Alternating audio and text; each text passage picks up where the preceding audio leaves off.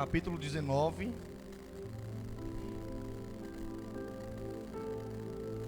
versículo 1. Diz assim a palavra do Senhor. Tem algum aviso para dar? Me dê para cá logo. Que eu não gosto de dar aviso no final do culto não, que ninguém presta atenção. Gente, e quando é que é essa festa? Sexta-feira agora? Sexta-feira agora, tá? Vai ter a festa das crianças aqui da igreja, sexta-feira agora.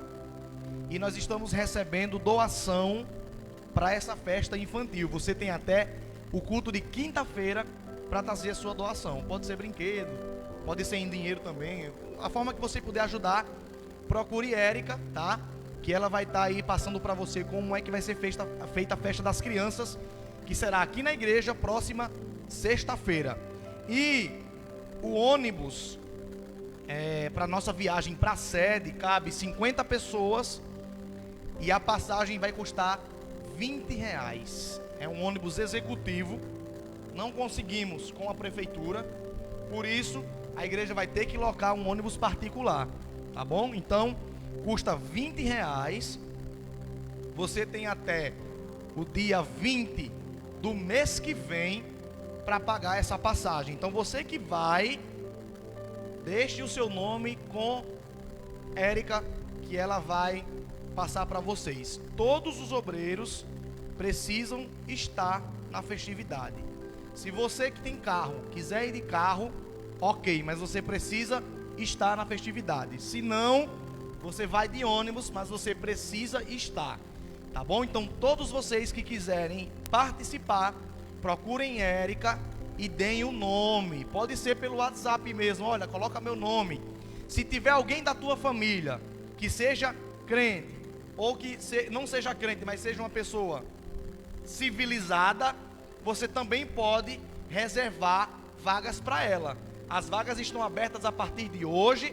São 50 vagas que vão ser preenchidas de acordo com o nome que vocês estão dando. Então os obreiros, por favor, decidam-se logo se vão de carro ou se vão no ônibus, para não ocorrer de ficar decidindo próximo do dia e não ter nem vaga, nem ter o carro para você e nem ter o ônibus, e você ficar fora das escalas. Então, por favor, decidam o mais breve possível, tá bom?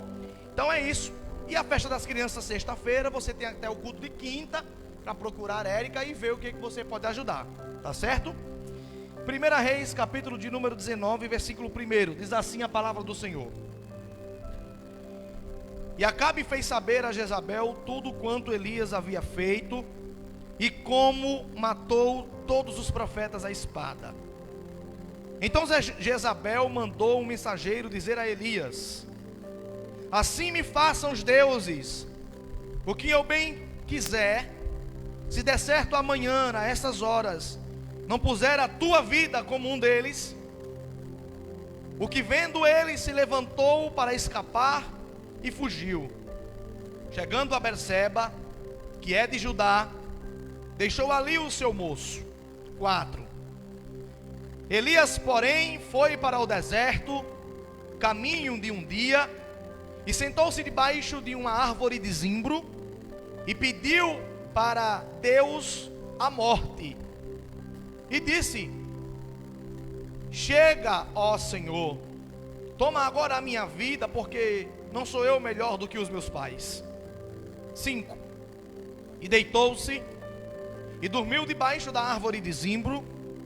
Então veio um anjo, o tocou e disse: Elias, levanta-te, come. E olhou, e eis que a sua cabeceira estava como um pão cozido sobre as brasas, e uma botija como de água. E então comeu, bebeu, e tornou a deitar-se novamente. 7. Então o anjo do Senhor voltou outra segunda vez e disse: Elias, mandei-te levantar, comer, porque te será muito longo o caminho. Então Elias levantou-se, comeu e bebeu. E com a força daquela comida caminhou 40 dias e 40 noites até Horebe, o monte de Deus. 9. E ali entrou numa caverna e passou ali a noite. E eis que a palavra do Senhor veio a Elias novamente e disse: o que fazes aí, Elias? E ele disse: tenho sido muito zeloso pelo Senhor, o Deus dos exércitos, porque os filhos de Israel deixaram a tua aliança, derrubaram os teus altares, mataram os teus profetas, a espada, e fiquei eu sozinho. Buscam agora a minha vida para matar-me. 11. E Deus disse: saia para fora, neste monte, perante o Senhor. E eis que passava o Senhor, como também um grande e forte vento, que fendia os montes e quebrava as penhas diante do Senhor. Porém o Senhor não estava no forte vento. Depois do vento veio um terremoto, porém o Senhor não estava no terremoto. Depois do terremoto veio um fogo, porém o Senhor não estava no fogo. Depois do fogo veio uma brisa, mansa e delicada. E sucedeu que, ouvindo a Elias, envolveu-se o seu rosto na sua capa, saiu para fora e pôs-se em pé à entrada da caverna. Então a voz de Deus veio a Elias dizendo: que fazes aqui, Elias? E ele disse: eu tenho sido extremamente zeloso pelo Senhor, Deus dos exércitos. Aí ele vai repetir: porque os teus filhos abandonaram a aliança, derrubaram os altares, mataram os profetas, a espada, e só fiquei eu sozinho, e agora procuram matar-me. E o Senhor disse: levante-se, vá, volta pelo caminho que tu viesse, pelo deserto de Damasco, e chegando lá, unge a Azael, rei da Síria, também a Jeú, filho de Nissi, ungirás rei de Israel, e também Eliseu, filho de Safate, de Abel, o Meloá, ungirás profeta em teu lugar. Diga graças a Deus. Coloque a mão no seu coração e diga: Senhor Jesus, preparado está o meu coração para ouvir a tua palavra. Você pode aplaudir por esta palavra?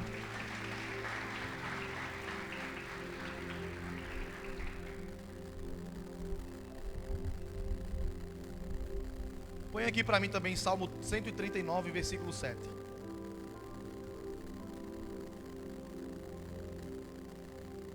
Salmo 139, versículo de número 7.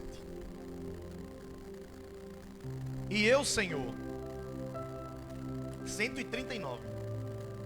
Salmo 139, versículo 7.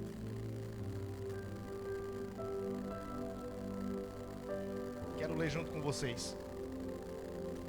Para onde me ausentarei do teu espírito? Para onde, só o 7, fugirei da tua face? Vamos repetir? Diga assim: para onde me ausentarei do teu espírito? Muita gente para pouco barulho. Diga: para onde fugirei da tua face? Eu quero falar sobre algo muito importante hoje. Se eu fosse dar um tema, eu chamaria de: não fuja do que Deus tem para a sua vida. Ontem Érica dormiu mais cedo, ficou eu e Theo. Theo é o pinche que eu tenho, que acaba com tudo dentro de casa. E aí eu dei uma lapada nele, ele foi dormir. Aí eu digo: agora dá para preparar a palavra.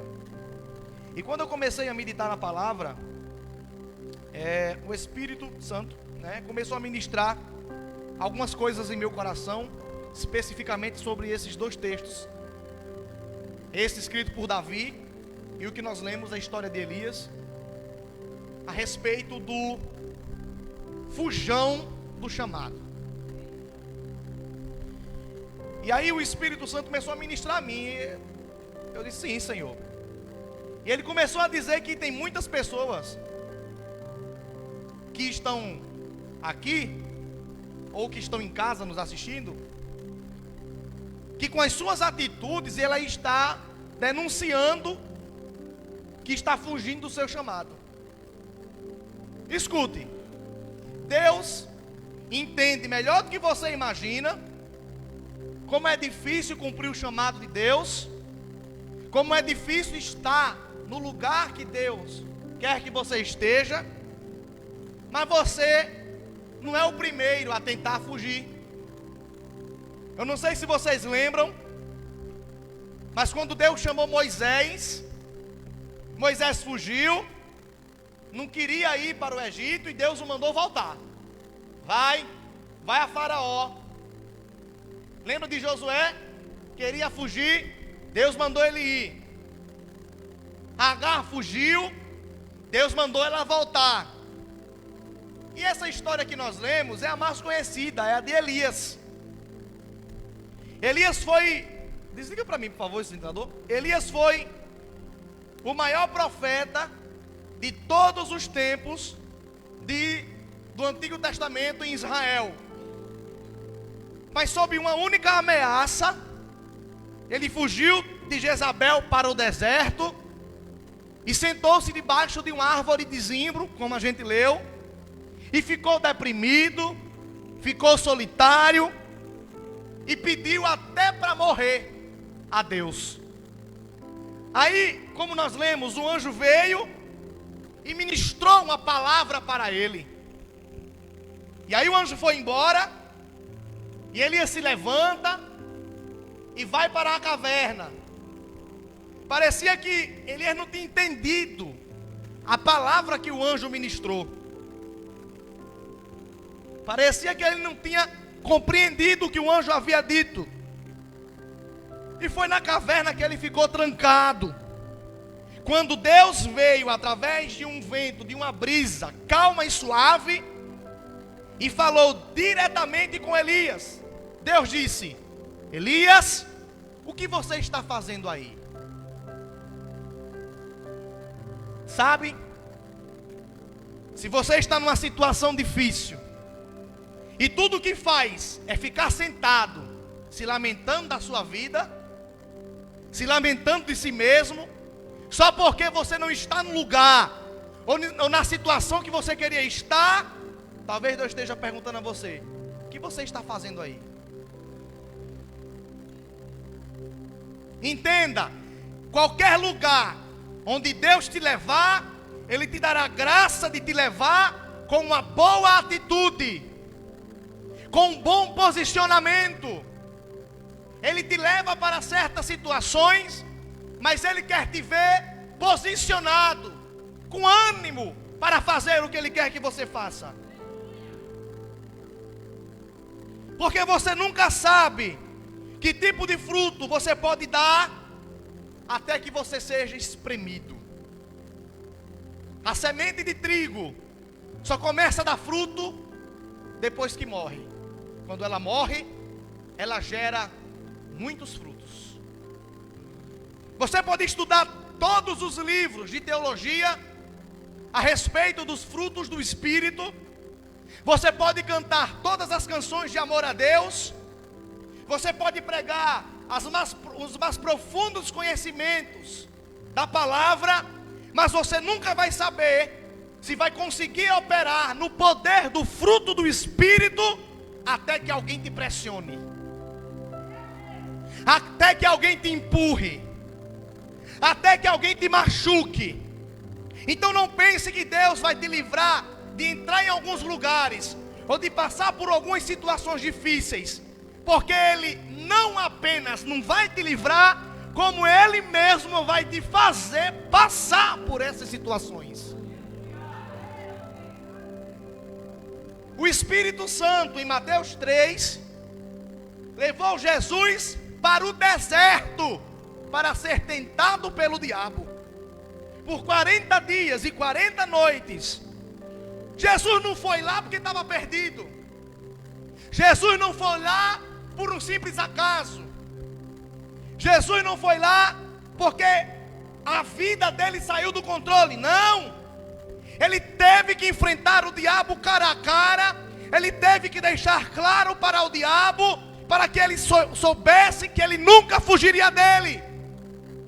Então há situações na sua vida que o Espírito Santo vai guiar você por caminhos difíceis, para que você possa operar no fruto do Espírito. Gálatas capítulo 5, versículo a partir do 15 vai dizer que os frutos do Espírito são amor, paz, bondade, longanimidade, mansidão, fé, domínio próprio, temperança, entre outros. E só se opera no fruto do Espírito quando o próprio Espírito te capacita para aquilo, porque o fruto não é meu, é do Espírito. Quem lembra do pequeno Davi, que teve que enfrentar leões e ursos para que eles não entrassem no seu lugar, no seu pasto de ovelhas? Enfrentou também o gigante Golias com todo o exército filisteu na sua retaguarda, antes que pudesse ser levantado a rei de Israel, e também chamado homem segundo o coração de Deus. Deixa eu te dizer, não importa que tipo de unção você tenha, não importa que tipo de cargo, de chamado você tenha, não importa que tipo de dom, de ministério você tenha, ou que tipo de bênção disseram que Deus tem reservado para você, enquanto você estiver fugindo das coisas que você nunca deveria, você nunca usará a coroa. Olhe para o irmão que está do seu lado e diga para ele: você precisa parar de fugir do que Deus chamou para você operar. Eu tive que confrontar amigos, eu tive que abrir mão da minha juventude, né? Falando na linguagem do mundo, né? Da minha juventude, eu tive que abrir mão de festas, de relacionamentos, tive que confrontar muita coisa para estar aqui hoje. Observe no versículo 9 que nós lemos, Deus vai dizer a Elias: o que você está fazendo aí? Já no versículo 13, Deus disse: o que você está fazendo aqui? No 9, está fazendo o que aí? No 13 ele vai dizer: o que você está fazendo aqui? E se você ler 1 Reis 19, trata da mesma história, tem um detalhe interessante. Deus diz assim a Elias: Elias, eu quero que você saia dessa caverna, volte para o lugar de onde você veio, volte ao trabalho e vá ungir um novo rei, vá ungir um novo profeta. E isso era para ele ungir Eliseu, para Eliseu tomar o lugar dele. Imagina se Elias gostou de escutar isso da boca de Deus. Olha, Elias, levanta, porque eu tenho uma pessoa melhor para botar no teu lugar. O caba estava triste, amargurado, ameaçado de morte, com depressão, e Deus disse: está fazendo o que aí? Tem um trabalho para você, tem uma missão para você. Ai, Senhor, minha vida está tão difícil. Levanta, come alguma coisa e bebe, porque a caminhada é longa. Imagina se Elias gostou de escutar isso de Deus. Outro para o lugar dele. Deus disse: eu não apenas quero que volte ao trabalho que te ordenei, eu quero também que ensine e levante outras pessoas que tomarão o seu lugar quando você se tornar como poeira. Apressa-te, Elias, porque tenho para ti muito trabalho para fazer. Está entendendo isso? Pegue na mão desse irmão que está do seu lado. Diga assim para ele: eu sei que você está passando por uma prova, eu sei que a luta está difícil, mas diga, sabe qual é a palavra do Senhor para você? Trabalho. Ele tem trabalho para você fazer. Está entendendo isso? E quanto ao profeta Jonas? Bota aqui, Jonas capítulo 1, versículo 1. Vocês lembram como foi? Que história incrível é a história do profeta Jonas. Jonas capítulo 1 diz assim: veio a palavra do Senhor a Jonas, filho de Amitai, dizendo: levante-se e vá para a grande cidade de Nínive e proclame contra ela, pois a sua iniquidade subiu até a minha presença. Vocês lembram o que Jonas fez? Se continuarmos a leitura, vocês saberão que Jonas fugiu. Ao invés de ir pregar em Nínive, ele foi para outra cidade, foi para Tarsis. Tudo isso para não estar na presença do Senhor na condição de seu profeta. Agora, se você estudar a geografia daquela época, você vai ver que a cidade de Tarsis fica justamente ao contrário da cidade de Nínive. Deus disse: vá por aqui. Jonas foi por aqui.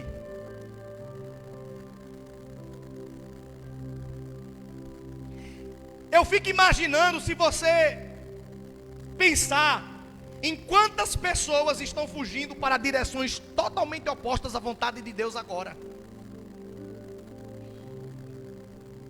Até para quem está vendo isso pela internet.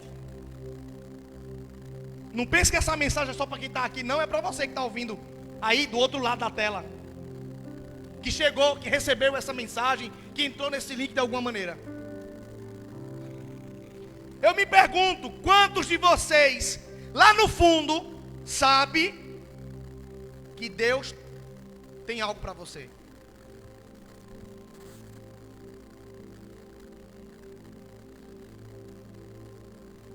Lá no fundo,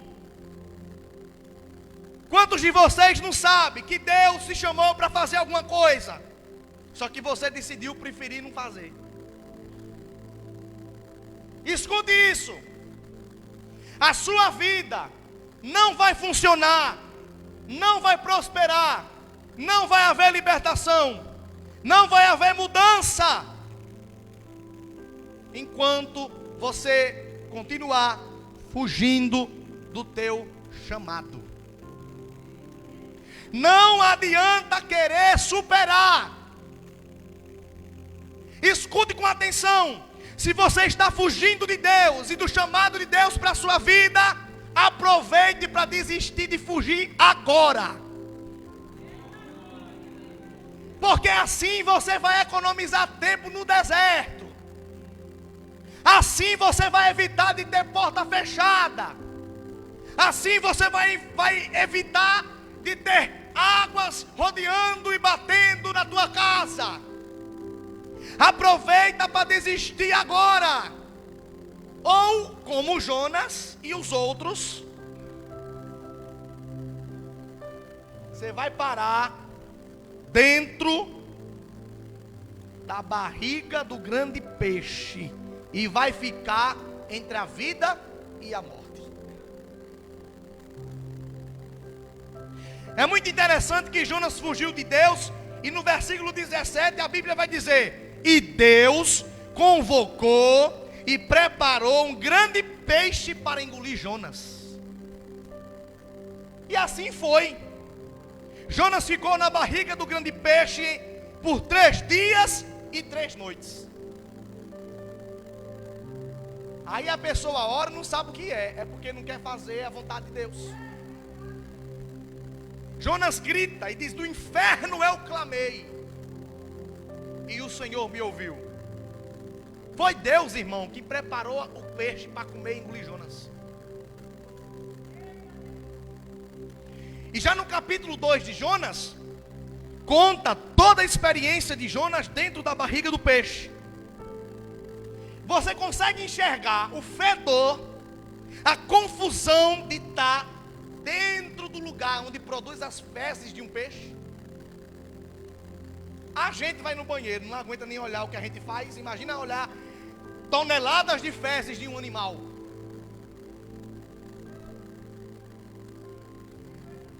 Em seguida a Bíblia vai dizer que Jonas ora, e o Senhor manda o peixe vomitar ele para fora. No capítulo 3, Veio novamente a palavra do Senhor ao profeta Jonas dizendo.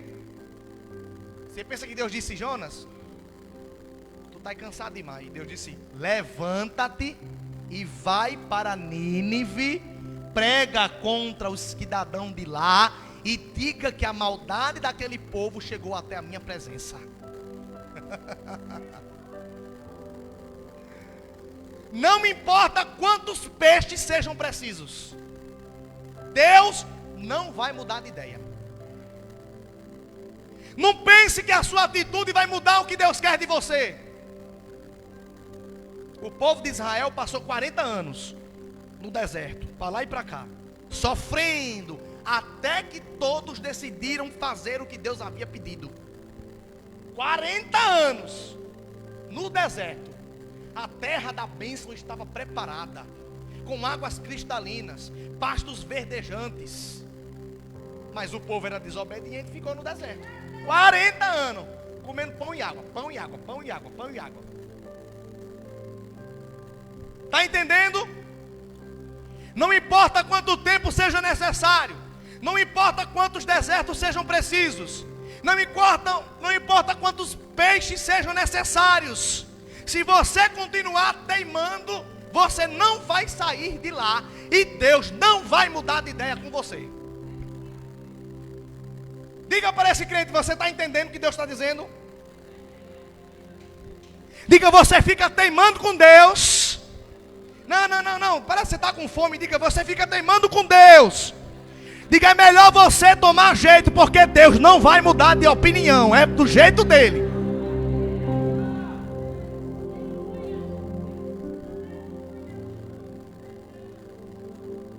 Coloca para mim aqui Lucas 14, 18. Olha, tem uma coisa que gente fujona, gente que gosta de fugir do chamado de Deus, ama fazer. Vou ler o 18 e 19. Olha, gente que gosta de fugir do chamado de Deus, tem isso aqui nas costas. Mas todos eles, um por um, começaram a apresentar desculpa. O primeiro disse: comprei um campo, preciso ir vê-lo, peço que me desculpe. 19. O outro disse: comprei 5 juntas de boi, vou experimentá-la, peço que desculpe-me. 20. E o outro disse: casei, ou seja, tenho um esposo, ou tenho uma esposa, por isso não posso ir. Inventando desculpa para fugir do que Deus está chamando você.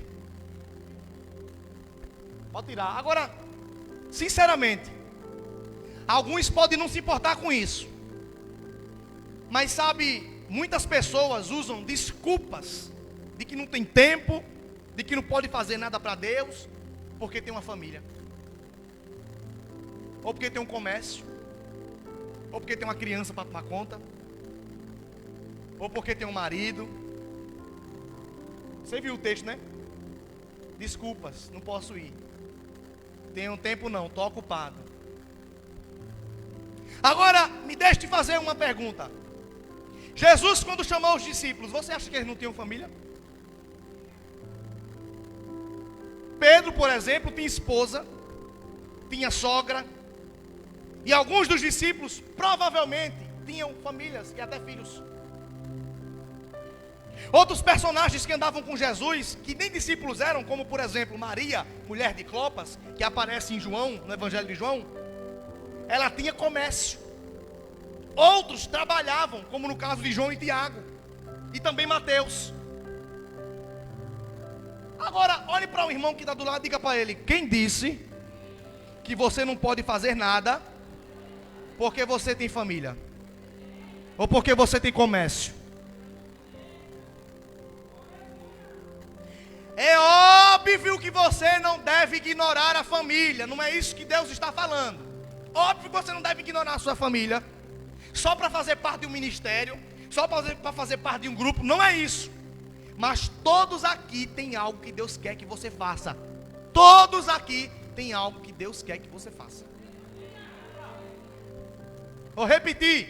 Todos aqui têm algo que Deus quer que você faça. Todo mundo aqui tem. alguma coisa que Deus quer que seja feito para ele. Não se engane de achar que é só com o irmão que canta ou que prega, não. A verdade é que você também tem que fazer algo para Deus. Repita junto comigo, diga: eu tenho que descobrir o que Deus quer que eu faça na obra dele. Então qual é a sua desculpa? Qual é a sua desculpa? A do versículo 18 ou a do 19? Não, pastor, é que eu não quero mais me envolver com nada na igreja. Eu me machuquei, me trataram mal. Tadinho dele, tadinho de você, coitado de você. Sabe qual é a palavra que Deus tem para você? Faça o que eu quero te ver fazer. Aleluia! Escute, eu, Rivaldo, já me decepcionei com muitas pessoas dentro de igreja, da igreja nossa e da igreja dos outros. E eu estava desacreditado se valia a pena ou não seguir esse ministério. Não pense que só porque você vai para a igreja, você vem para a igreja, que você nunca se decepcionará com ela. Tem muita coisa podre dentro das igrejas. Tem muita gente maliciosa, que maquina o mal, que vem para cá para servir de instrumento do diabo dentro da igreja. Então não pense que você não vai se decepcionar. O que você não deve fazer é ser como essas pessoas são. Faz 10 anos que eu me converti. Faz 8 que eu me dedico no ministério da palavra. 10 anos que eu me converti. 8 que eu me dedico ao ensino, ao ministério da palavra. Faz 4 anos que estou liderando geral uma igreja. 4 anos. No último ano, fiquei 1 ano e 2 meses. Trabalhei numa loja de material de construção. E além de liderar a igreja, me dedicar no ensino da palavra, trabalhar numa loja de material de construção, de 7 da manhã às 5 da tarde, de segunda a sábado. Já estava casado, tinha a Érica para me aperrear já. Tinha que fazer as visitas da igreja, que já tomava conta da igreja. Cantava no ministério de louvor. Quando não cantava, tocava, porque ainda não estava pronto o ministério de louvor.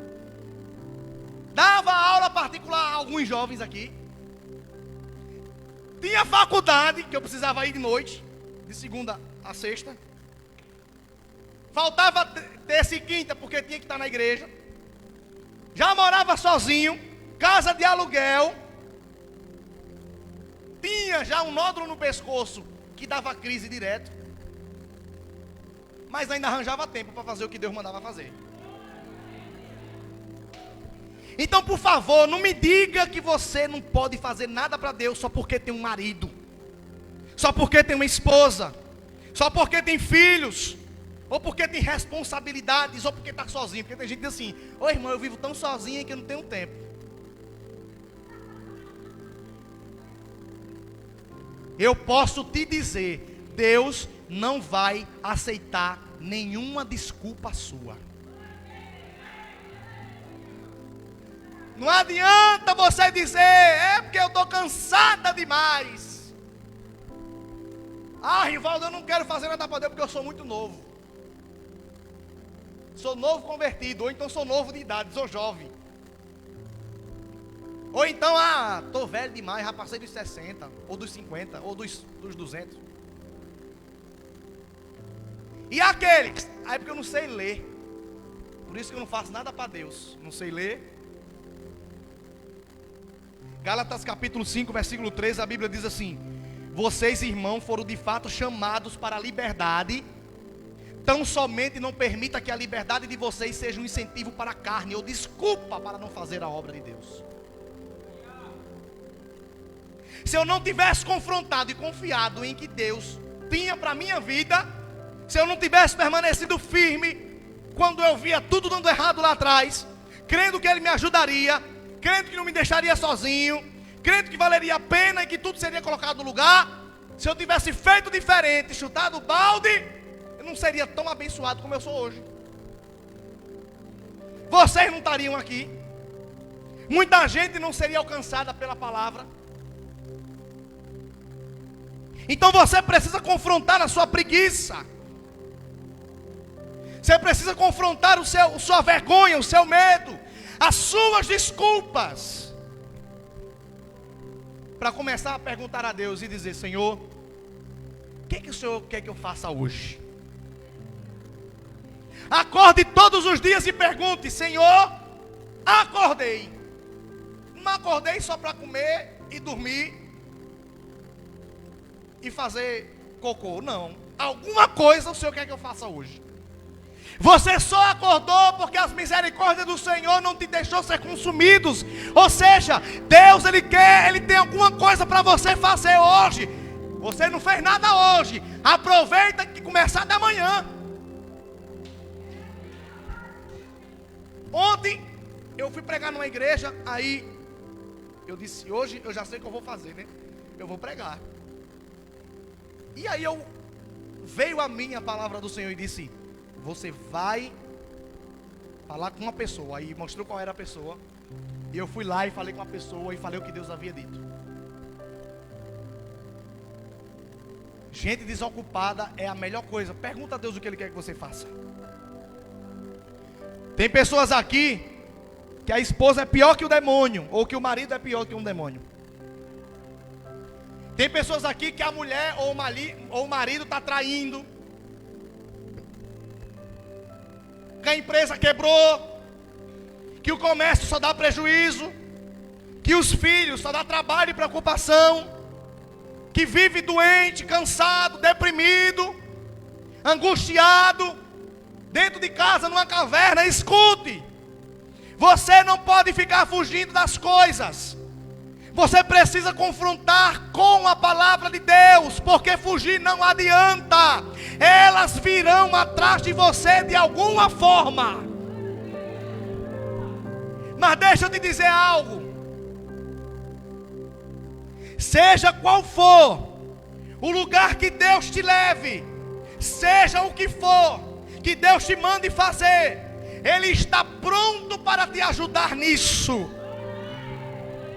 E quando a missão que Ele te der chegar no final, quando a obra que Ele colocar nas tuas mãos chegar no final, quando a missão que Ele te der acabar, Ele vai te trazer de volta com a vitória na mão, amém? Ele vai te trazer de volta com a bênção na mão, com a prosperidade na mão, com a paz na mão, com a libertação na mão, com a saúde na mão. Mas tem que fazer o que Ele manda. Quem tem ouvidos, ouça o que o Espírito diz à igreja. Este é o tempo. Chegou a hora de parar de fugir, de deixar de dar desculpas, de abrir mão, de não ser mais deprimido. O tempo é agora. Tempo de renovo, tempo de mudança, tempo de crescimento, tempo que o vento vai soprando a favor. Deus está saindo nas ruas, chamando-os para o grande banquete do reino de Deus. Venham, cheguem-se, aproximem-se. O Senhor está abrindo novamente as portas e te chama para a obra. Aleluia. Deus está chamando pessoas aqui a retornar de novo para o ministério da profecia, para o ministério da visita, da oração, da intercessão, do louvor. Aleluia.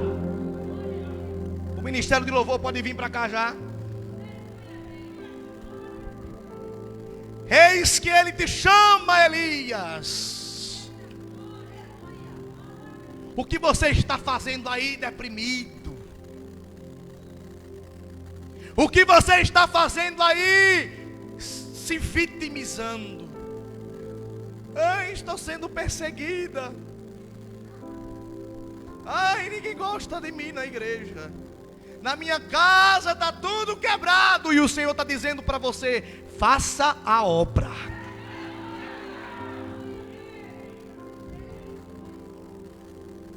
Ninguém gosta de mim aqui. Faça a obra.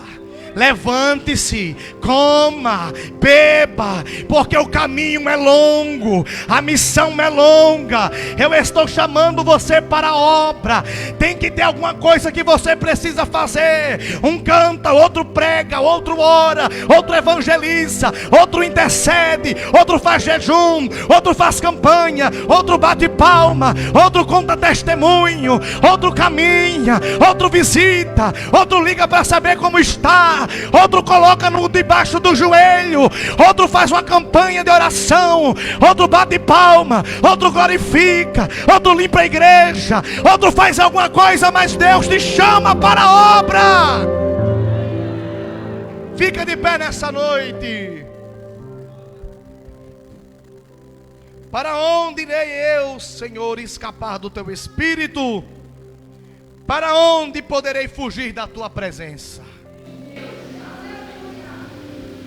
Aleluia! Vamos profetizar nessa noite. Coloque-se de frente para alguém. Pegue a mão desta pessoa. Você vai olhar para os olhos dela e vai dizer: pare de vitimizar. Diga: pare de dar desculpa. Diga: permaneça no lugar que Deus mandou você permanecer.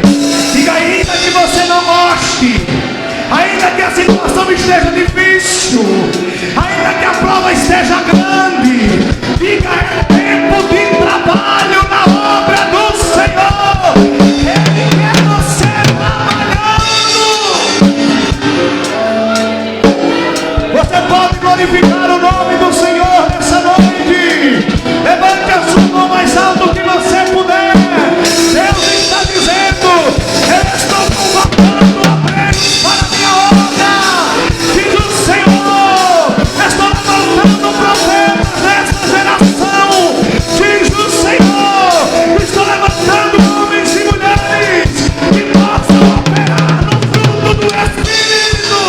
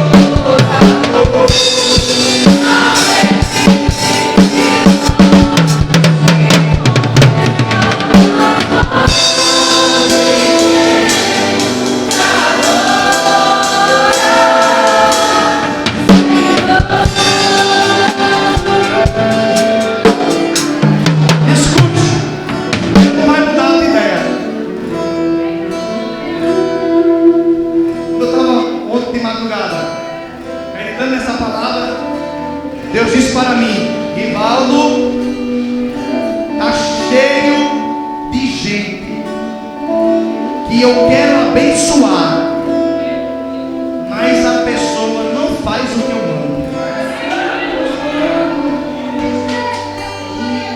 Sabe o que Deus disse a mim também? Tem pessoas que já eram para ter casado. Sabe por que não casou? Porque não é obediente. Tem pessoas que já eram para ter crescido economicamente, mas por que não cresceu? Porque não é obediente.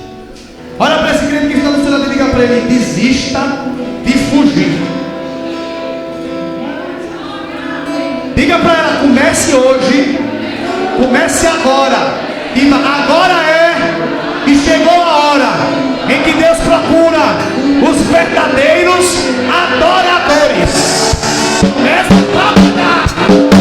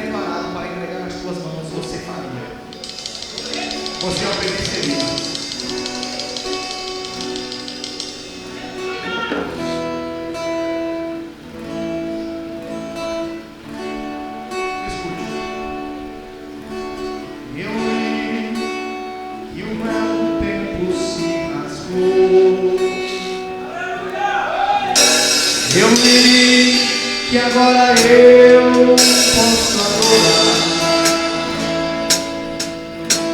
com sangue que Jesus por mim derramou, me deu livre acesso para entrar agora vai sentir por mim a tão real presença do Senhor. Sou sacerdócio real, sou um povo adquirido, sou um escolhido pra ser chamado de adorador. Adorarei, adorarei, pois o véu está rasgado, eu posso entrar. Adorarei, adorarei,